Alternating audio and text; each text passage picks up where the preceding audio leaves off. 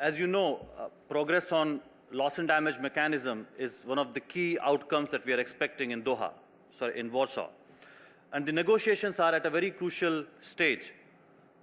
As we speak, negotiations are still going on, and some of the countries who are blocking it are very much there. Ministers have arrived, and we want ministers to take a very positive stand and not just block the negotiations that are going on in terms of agreeing on the international mechanism. So let me share where these countries are. So we have two sets of countries, Australia, Canada, Japan, which are simply blocking, which are not allowing any progress to happen here on loss and damage mechanism. Then there is another set of blockers, US, EU, and Norway. While they are engaging, but they are making all efforts to water down the loss and damage mechanism that we are demanding. They still say that you have to put this under adaptation institution. We have given that message to them time and again that we are talking about an issue which is beyond adaptation. And that's what Sven was trying to highlight. Things have slipped out of hands.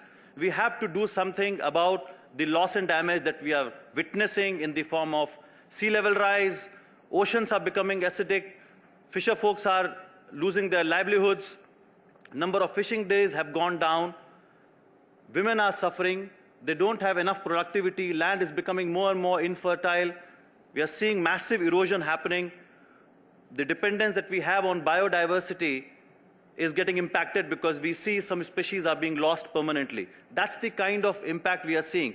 It's not under adaptation. It has to be dealt separately. You need a new institution to deal with these new challenges. And the ministers here, particularly from these 6 countries, need to understand that, stop blocking the progress on loss and damage mechanism and engage constructively.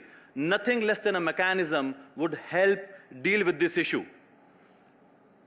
What they are suggesting at this moment is establish a task force or a Warsaw platform. That's not going to help.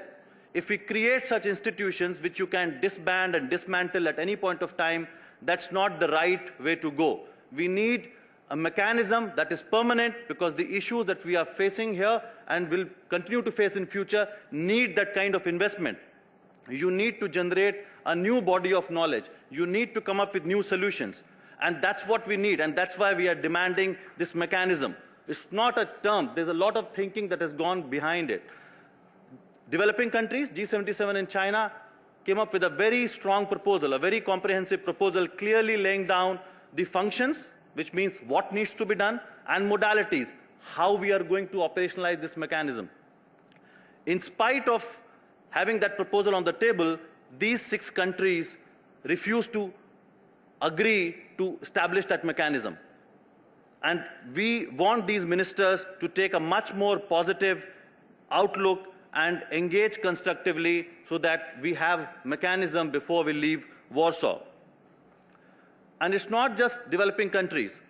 Civil society is also united on this issue.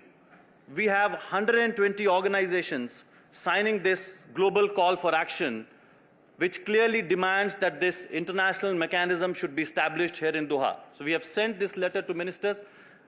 Some of us personally went to delegation offices of these countries. We have handed over this letter to them, and we are making a strong demand that you have to establish this institution here. And that's the litmus test. You can't leave Warsaw without setting up this international mechanism on loss and damage. Thank you.